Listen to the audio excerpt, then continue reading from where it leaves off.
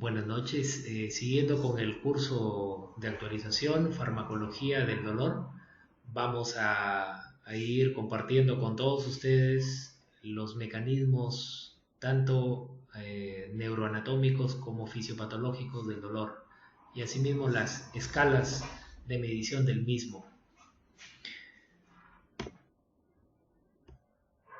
Para ello, eh,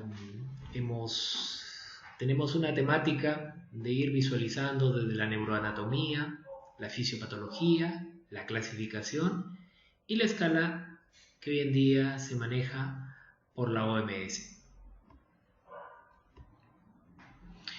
Una rápida introducción bajo el esquema que estamos visualizando es que en el mundo la esperanza de vida va cada vez aumentando más. Se observa en la línea roja, ustedes pueden visualizar allí que son las mujeres que tienen una mayor esperanza de vida que los varones.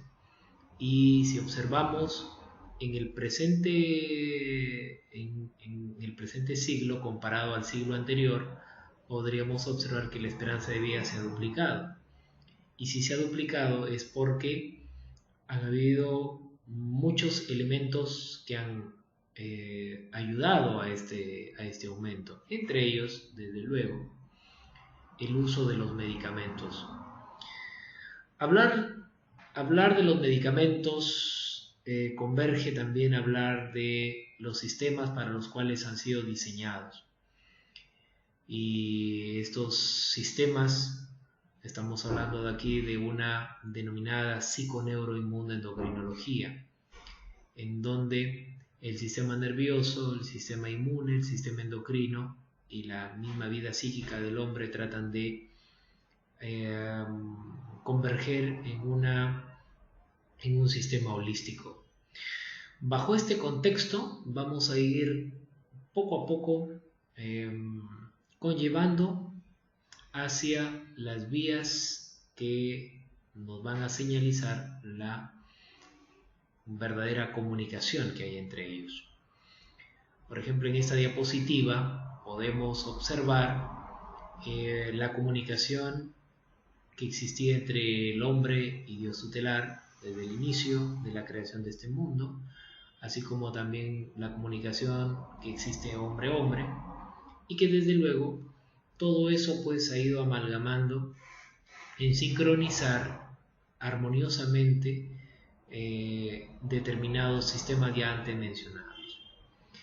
Es así como es que aparece este concepto denominado dolor. Y este concepto denominado dolor vamos a ir desde la definición operacional que se tiene al mismo, hasta los mecanismos que involucran tocar este tema del dolor. En esta diapositiva podemos observar cómo es que desde la experiencia subjetiva que tiene el ser humano, poco a poco los niveles se van incrementando hasta llegar a un entendimiento del dolor propiamente dicho. Vemos desde la base biológica, pasando por la base orgánica, pasando por la base neurobiológica y llegando a evaluar y a tratar de forma adecuada el dolor. Es así como que para la International Association for the Study of Pain, el dolor se considera una experiencia sensorial, emocional, desagradable, asociada a daño tisular real o potencial, descrita en términos de dicho daño.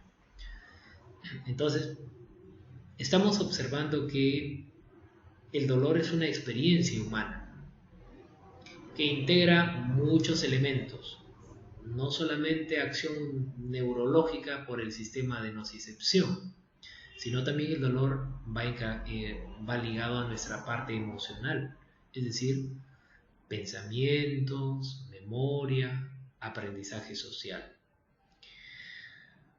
Cuando convergemos netamente aspectos anatómicos, fisiológicos y farmacológicos, no explican la totalidad de la experiencia dolorosa. Entonces, estamos observando de que para poder tener una temática real de lo que es el dolor, hay que dar una mirada a la experiencia tanto sensorial como emocional. Hoy en día, la clasificación del dolor está basada netamente en algunos elementos puntuales. Por ejemplo, el dolor nociceptivo, el dolor neuropático, el dolor somatomorfo. Cada uno de ellos, lógicamente, tiene sus propias definiciones técnicas. Lo que vamos a converger el día de hoy es justamente hacer un comentario tanto teórico como aplicado del dolor nociceptivo. Estamos hablando de un dolor que luego vamos a ver las clasificaciones, tiene lo somático, lo visceral, entre otros. El dolor en sí tiene múltiples dimensiones. En esta diapositiva, que tiene como base la directriz de la OMS para el dolor del año 2012, un estímulo nocivo genera transmisión fisiológica del dolor. Este a la vez se convierte en una percepción del dolor y este a la vez en una experiencia dolorosa. Pero observen ustedes que desde la transmisión fisiológica del dolor a la percepción sensorial del dolor, existen diferentes dimensiones que podríamos catalogar al dolor como cognitiva, afectiva y conductual. Desde el lado cognitivo, desde luego, creencias, actitudes espirituales, culturales, desde lo afectivo, lo emocional y desde lo conductual, estamos hablando por cambios en el comportamiento. Por eso es que es muy importante la parte también, no solo sensorial, sino también emocional. Las características del dolor tienen diferentes enfoques. Desde luego, el tipo de localización, hablar el tipo de dolor, la duración del mismo, la periodicidad, la frecuencia, la intensidad, la irradiación, los síntomas que acompañan al paciente en el dolor, los factores agravantes y los factores atenuantes. Es así como los factores moduladores del dolor, llámese la personalidad, el sexo, la edad, son situaciones muy importantes que determinan también el umbral del dolor. Y no solamente ello, sino cuando se clasifica el dolor propiamente dicho, llámese dolor agudo, que tiene un tiempo menor a 4 semanas, y el dolor crónico, con una duración de más de 3 meses, desde luego entran a tallar diferentes miradas que se pueden dar al dolor propiamente dicho. En esta diapositiva lo que podemos observar es partir desde el basal, es decir, un equilibrio intracelular.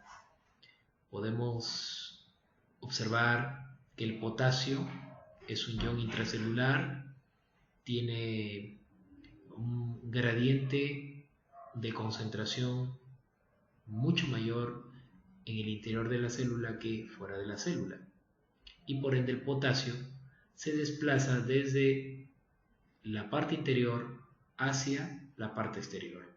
Eso es, diríamos, los mecanismos básicos para el potasio. Muy diferente al calcio y el sodio, que estos, lógicamente, al tener mayor gradiente de concentración a nivel extracelular, lo que les permite el paso es hacia adentro. Dicho de otra manera, el potasio es intracelular, el sodio es extra y el calcio es extra.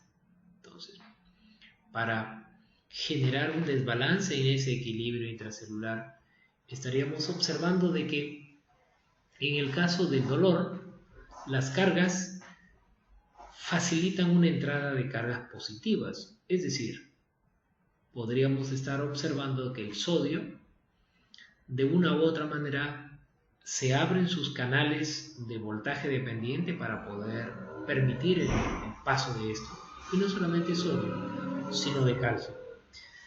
Entonces, estamos ya poco a poco entrando en un terreno que los mecanismos intracelulares que podríamos estar observando celularmente, valga la redundancia, son cargas positivas.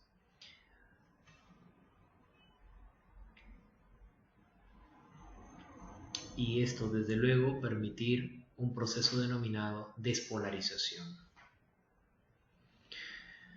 Desde luego que para poder generar la apertura de los canales, tanto para sodio como para calcio, existe diferentes tipos de ligando que al ser liberados, desde luego, van a interactuar con estos canales para poder abrirlos. Estamos hablando de capsaicina, protones, bradiquinina, estamos hablando de prostaglandinas, estamos hablando de acetilcolina, estamos hablando de serotonina, glutamato. Entonces, muchos ligandos que van a interactuar con estos tipos de receptor van a facilitar su apertura y por ende entrada de estos iones para luego pues generar la despolarización en estas células.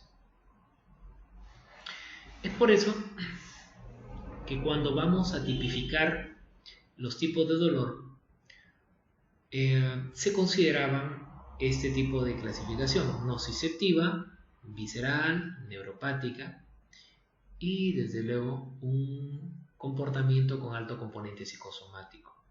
Vamos a ir observando de que con el transcurrir del tiempo lo nociceptivo ahora pues tiene repercusión o contiene a lo visceral, como algunas escuelas académicas así lo consideran.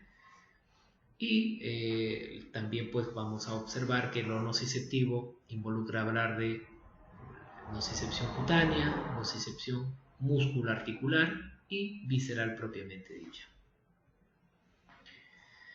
Si vamos a detallar el dolor nociceptivo, bueno, es un dolor que aparece tras una lesión en órganos somáticos o viscerales y que activan vías fisiológicas o normales de la transmisión del dolor. Por ende, este es un tipo de dolor que responde muy bien a los tratamientos farmacológicos habituales, por ejemplo, los antiinflamatorios no esteroideos, básicamente, y desde luego también los fármacos de tipo opiáceo, que tienen también injerencia como fármacos analgésicos de tipo central. Por ende, cuando hablamos de dolor nociceptivo nos estamos refiriendo pues a las patologías más frecuentes que hay a nivel comunitario y hospitalario, llámese traumatismos óseos o de vísceras, así como dolor postoperatorio. Si vamos a ir cada vez visualizando estos cascadas que tiene la transmisión del dolor, es importante mirar algunos componentes, llámese las vías de transmisión del dolor y los mecanismos implicados en esta transmisión. Y no solamente ello, sino también la percepción del dolor. Es importante mirar que las vías de transmisión del dolor, hay algunas fibras nerviosas, desde luego, que asumen una importancia adecuada en ello. Por ejemplo, las fibras A delta, que son netamente mielínicas, y las fibras C, que son las fibras también denominadas amielínicas. Podemos observar, por ejemplo, que el 80% del dolor está vinculado con la fibra C. Es un dolor difuso, es un dolor desagradable. Y el 20% está vehiculizado por fibras A delta, que vamos a observar más adelante cómo modulan la intensidad del dolor agudo. En la clasificación justamente de la nocicepción cutánea, hay participación tanto de las fibras, en este caso los nociceptores A delta, como los nociceptores C. En el caso de los nociceptores denominados A delta, normalmente responden a estímulos de tipo mecánico, llámese pinchazos, pellizcos, pero hay que tener en cuenta que son terminaciones nerviosas de fibras mielínicas.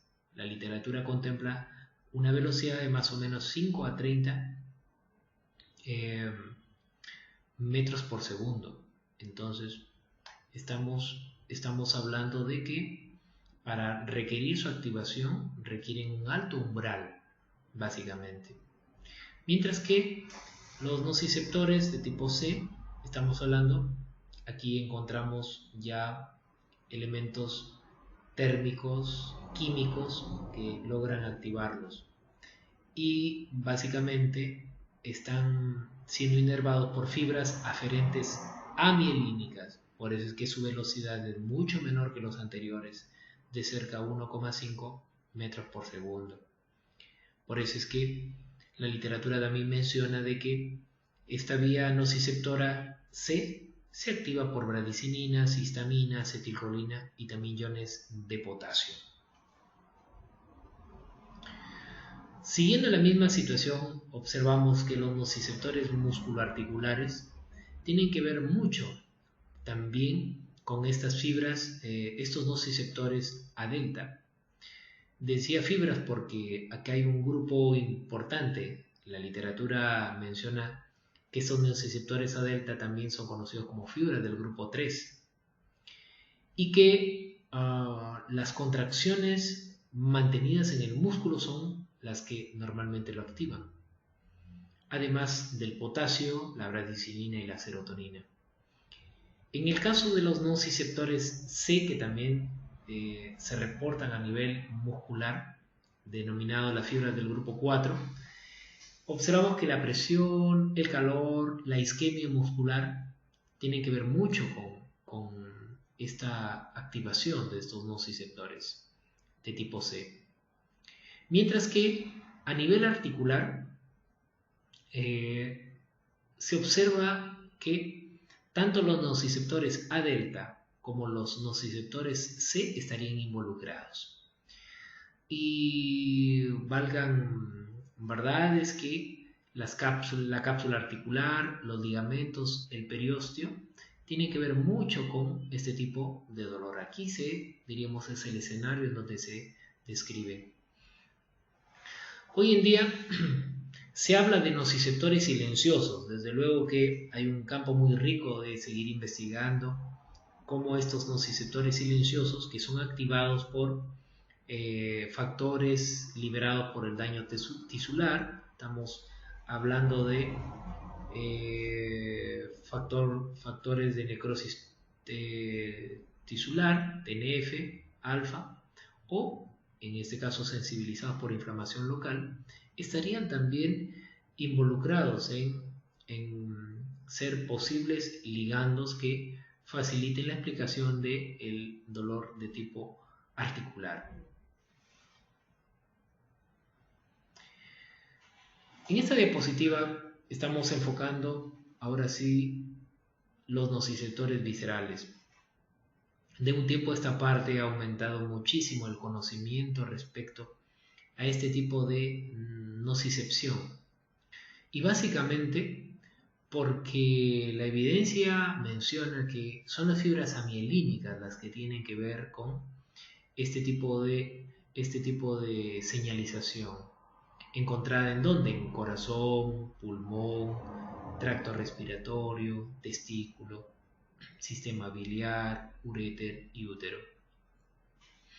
Se ha podido observar, por ejemplo, como problemas, llámese isquemia cardíaca, irritación del árbol tráqueo-bronquial, el embolismo pulmonar, las lesiones testiculares, los cólicos renales y asimismo dolor de trabajo de parto, influyen mucho en la activación de este tipo de nocicepción.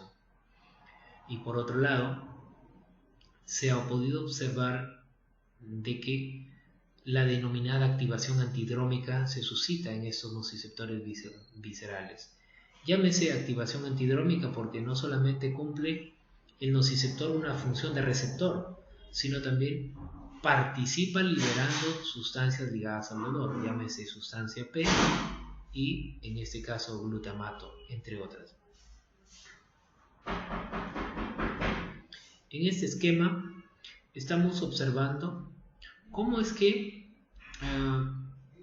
a través de un estímulo nocivo hay liberación y activación desde la fosfolipasa A2, que va a convertir el fosfolípido en ácido araquidónico.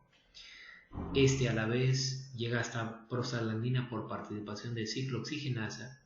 Y estas prostaglandinas, lo que estamos observando allí es que dan lugar a la apertura de toda una señal de transmisión celular, que podemos observar la barrita que está intracelularmente en donde señala el calcio, está aumentada. Como habíamos comentado, esto propicia o es propiciado por la entrada de diferentes tipos de compuertas, no solamente de calcio, sino también de sodio, que finalmente lo que determina es un proceso de despolarización, antes ya comentado, como interpretación del dolor. Desde luego que realizando una clasificación de los neurotransmisores mediadores del dolor, podemos encontrar al glutamato, al aspartato, las prostaglandinas, la sustancia P. Cada uno de ellos elementos ligando que tienen determinados receptores que son selectivos y teniendo un detalle, que cada uno de ellos al ser excitadores lo que van a generar es un proceso de despolarización, llámese por entrada o apertura de iones sodio o de calcio. Pero también podemos encontrar mediadores de tipo inhibidor, es decir, que cumplen una función de modular la función de los excitadores antes comentados.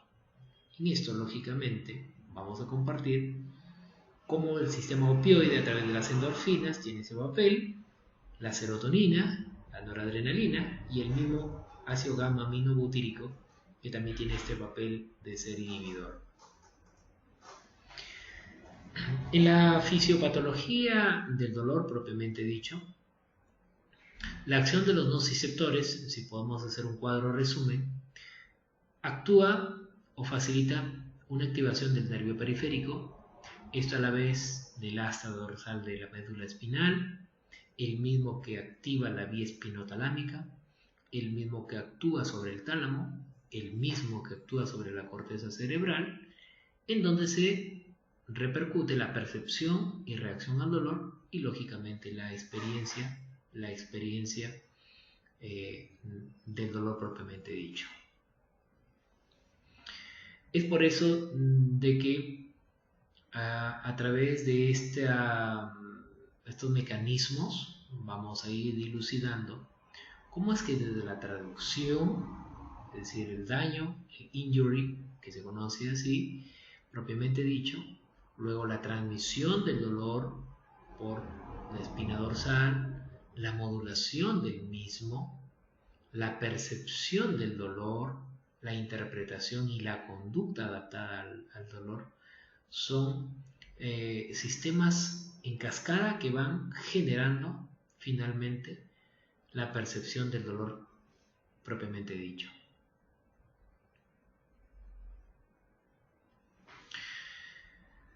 Es por eso desde que en esta diapositiva se trata de observar cómo es que desde el estímulo sensorial hay una actividad que se va facilitando poco a poco hasta llegar al cerebro. Por ejemplo, vemos la vía glutamatérgica, si le ponemos un especial enfoque. Glutamato habíamos visto, es un neurotransmisor de tipo excitatorio. Esto es lo que va a permitir es generar toda una transmisión de señal ascendente, pasando por la médula, luego locus coeruleus y luego al cerebro. Entonces, como veíamos, el glutamato es uno de los neurotransmisores de tipo excitatorio que están involucrados lógicamente en la traducción de esta vía ascendente y propiamente dicha del dolor.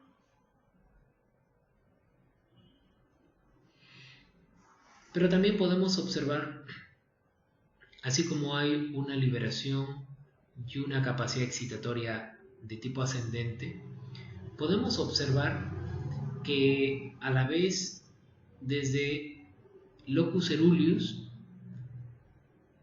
el mismo glutamato facilita la liberación de noradrenalina, y esa noradrenalina que está pintada en rojo tiene la capacidad de generar una inhibición, no solamente allí, sino si nos enfocamos a nivel de núcleo gris periacueductal, y estamos hablando a nivel cerebral, el mismo glutamato tendría la capacidad de poder facilitar la liberación de encefalinas, y las mismas, como tienen competencias de tipo inhibitoria, son derivados de tipo opioide, puedan generar a la vez, estoy enfocando a nivel de núcleo gris periacueductal, la liberación del ácido gamma aminobutírico del GABA, y a la vez tener una capacidad inhibitoria hacia el núcleo magnus de Rafe.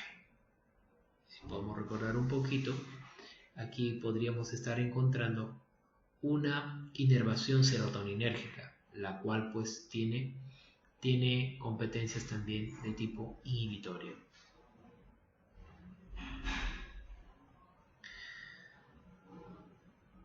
Si vamos observando en la diapositiva siguiente, cada vez consolidando mucho mejor la vía de transmisión del dolor, el receptor que es estimulado a nivel de terminaciones nerviosas libres se encuentra activado, ¿sí? Esto activa la médula espinal pasando por bulbo raquídeo, haciendo, diríamos, una llegada hacia el mesencéfalo y activación a nivel del núcleo gris periacueductal. Y recordaremos nosotros que esto es la vía ascendente, vía glutamatérgica, vía la cual hay procesos de despolarización, cargas positivas para experimentar el dolor.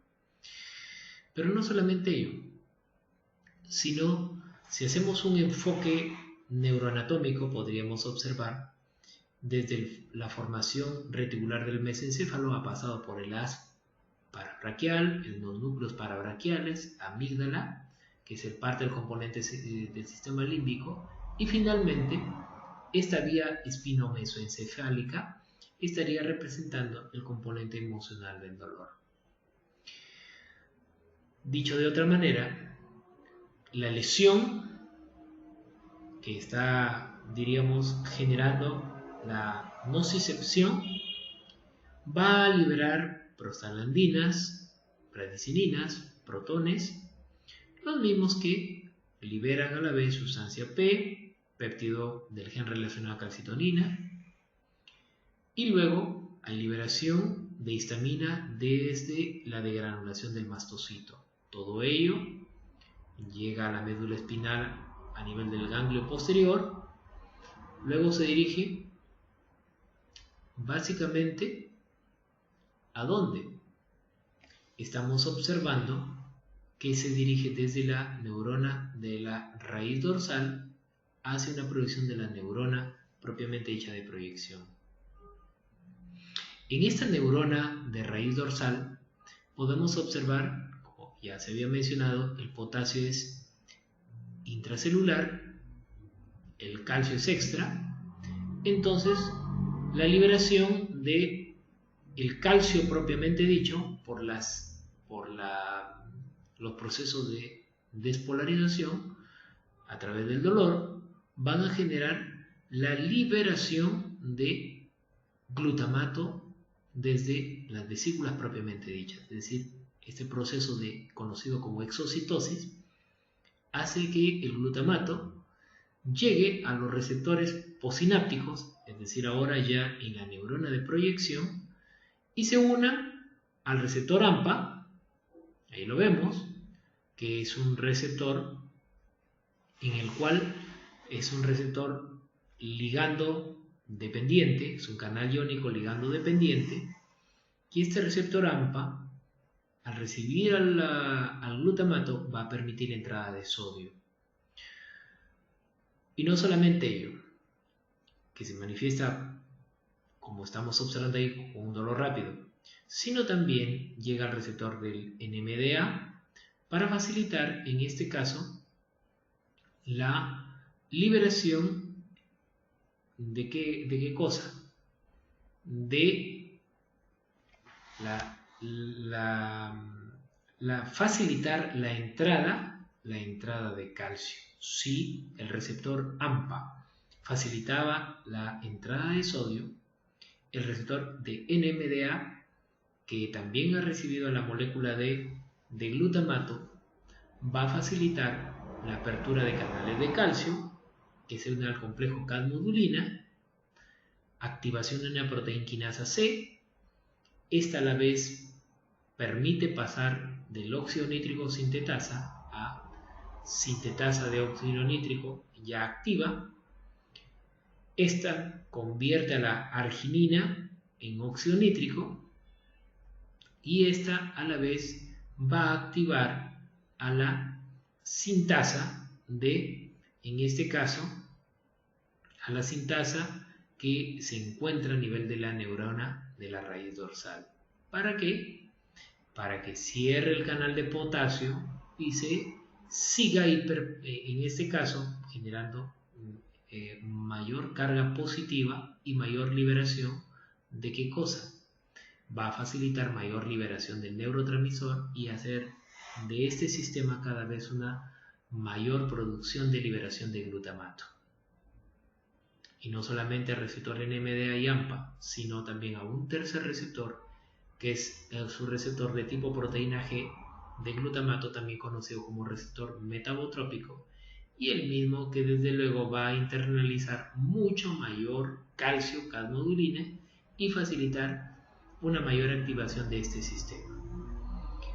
Por ende, todo esto pues es una explicación para poder evidenciar cómo es que esta vía ascendente finalmente suscita la activación hasta llegar al cerebro, al núcleo gris periacueductal, con los mecanismos de señalización de dolor antes ya comentados. Pero no solamente ello, sino también hay una neuromodulación. En este caso estamos hablando de un sistema ascendente que lo que va a generar son competencias en tratar de neuromodular estos mecanismos del dolor. Y nos estamos refiriendo al sistema de tipo opioide, al sistema GABA, al sistema serotoninérgico y al sistema catecolaminérgico. Es decir, estamos hablando de ligandos como los opioides, las endorfinas, el GABA, la glicina y la serotonina. Entonces, recapitulando, existe una vía ascendente, ¿correcto?, que llega desde la médula espinal hasta la vía espinotalámica en el núcleo gris periacueductal, donde la percepción del dolor, y hay una vía ascendente, es decir, si estamos aquí enfocando desde la modulación opioide por endorfinas, son las que van a tener la capacidad inhibitoria del dolor, ¿sí?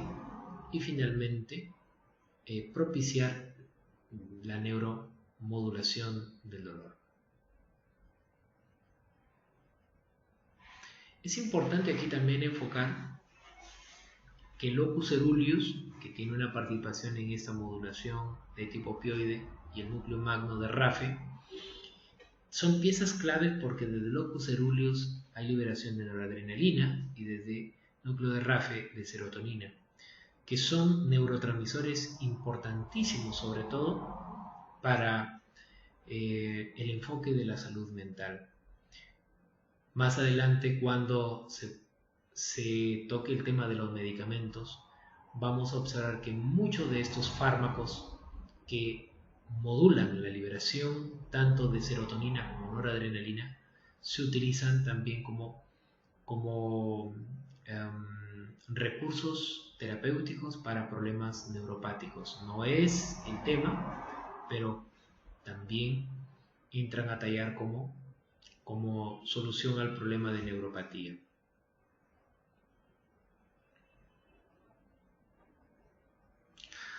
Por ende, la vía ascendente se caracteriza por despolarización y la vía ascendente por repolarización. Esta modulación opioide, estamos hablando de la modulación o la cascada ascendente, empieza lógicamente porque el calcio que estaba, en este caso, facilitaba la liberación de las moléculas de glutamato en la raíz dorsal, esta neurona que estábamos comentando, facilitaba la llegada hacia la neurona de proyección para la entrada de sodio, propiamente dicha, pero a la vez podemos observar de que la liberación desde las fibras serotoninérgicas, estamos hablando desde el núcleo de RAFE, van a facilitar, estamos nuevamente haciendo mención de la vía ascendente, que se liberen encefalinas. Estas encefalinas tienen un receptor de tipo Mu a nivel de la raíz dorsal. Estas activan una proteína G inhibitoria, la misma que finalmente va a cerrar las compuertas de calcio. Y al cerrar las compuertas de calcio, desde luego, ya no va a permitir la liberación de glutamato propiamente dicho, cortando lógicamente la activación de la cascada del dolor. Y no solamente por calcio, sino también la liberación de potasio para la hiperpolarización propiamente dicha, y con ello actuar rotundamente en el bloqueo de la liberación de glutamato. Vamos a ir propiciando algunos videos que de una u otra manera van a darle una explicación a lo ya comentado, y luego haremos una sinopsis rápida de lo que ustedes van a observar. Nociceptive pain. Nociceptive pain occurs as a result of the activation of the nociceptive system by noxious stimuli, inflammation, or disease. Nociceptive pain proceeds through 5 phases: transduction, conduction, transmission, perception, and modulation. Nociceptive pain originates in the nociceptors, which are highly specialized primary sensory neurons found primarily in the skin or joints or the walls of organs. These receptors convert noxious stimuli into electrical current through a process called transduction. The current is then conducted along the nociceptor axons to their cell bodies, located in the dorsal root ganglion in the spinal cord, and then to their central terminals located in the dorsal horn. Here, the electrical impulses initiate neurotransmitter release from nociceptor central terminals, which relay the signal across synapses to the dorsal horn neurons. Greater stimulus intensities are associated with the release of neuropeptides, including substance P, from central terminals of C fibers. Substance P, acting via neurokinin receptors located on dorsal horn neurons, generates a greater postsynaptic response and enhances the activity of NMDA receptors. The signal is then relayed via ascending nociceptive pathways to higher centers in the brain, where it is perceived as pain. Ascending nociceptive transmissions are modulated by inhibitory or facilitatory control systems in the dorsal horn of the spinal cord. The process of inhibition and facilitation is regulated by neurons projecting from the nucleus raphe magnus in the lower brainstem. Nociceptive signals are transmitted through descending projections in the dorsal horn of the spinal cord. Facilitation serves to provide warning of tissue injury and encourages protective behaviors such as fight or flight responses, while inhibition may serve to provide analgesia at times of danger so that pain does not compromise function.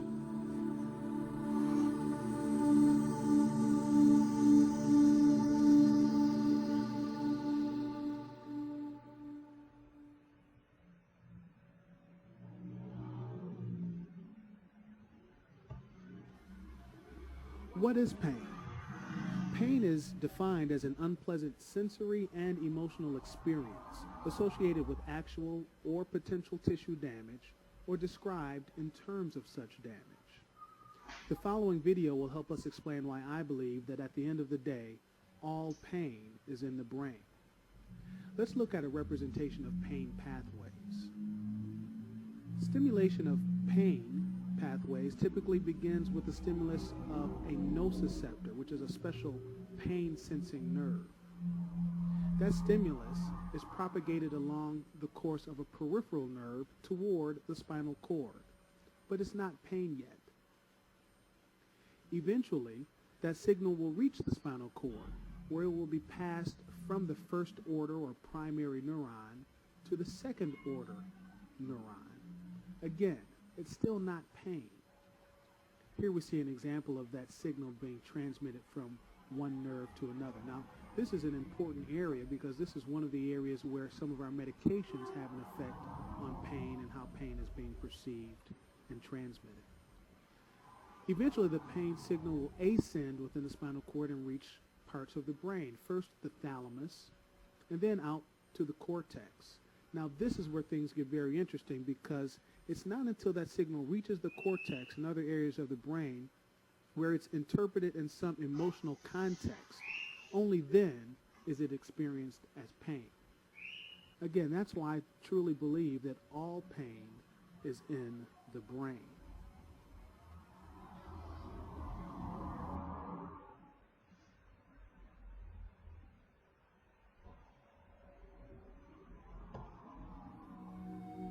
Pain perception and the human brain. Part of the survival value of pain is its association with learning centers in the brain. The brain circuitry associated with nociceptive and neuropathic pain involves areas considered to be essential in emotional learning, memory, and reward. The insula and anterior cingulate, together with the thalamus and basal ganglion, are most consistently activated in acute pain. The brainstem and the descending pain modulatory system also play a role, where activity is observed in both the anticipation and perception of pain. Clinical chronic pain causes increased activation of prefrontal cortical regions, which implies that chronic pain distorts the cognitive and emotional perception and processing of everyday experiences.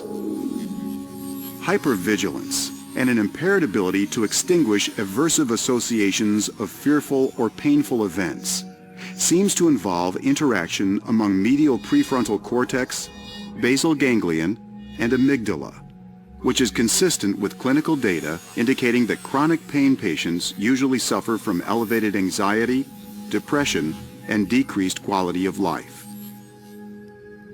These observations demonstrate that the brain in healthy subjects is distinct from those with chronic pain, indicating that chronic pain is at least partly a neurodegenerative disease.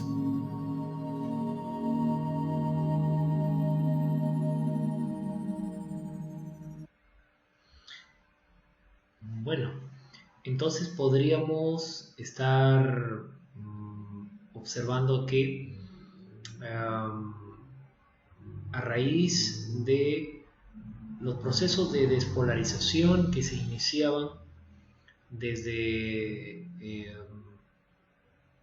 la célula que participaba en esta injuria por la nocicepción, la vía ascendente rápidamente pasaba por el asta dorsal, luego llegaba y tenía un punto de final a nivel del núcleo gris periacueductal.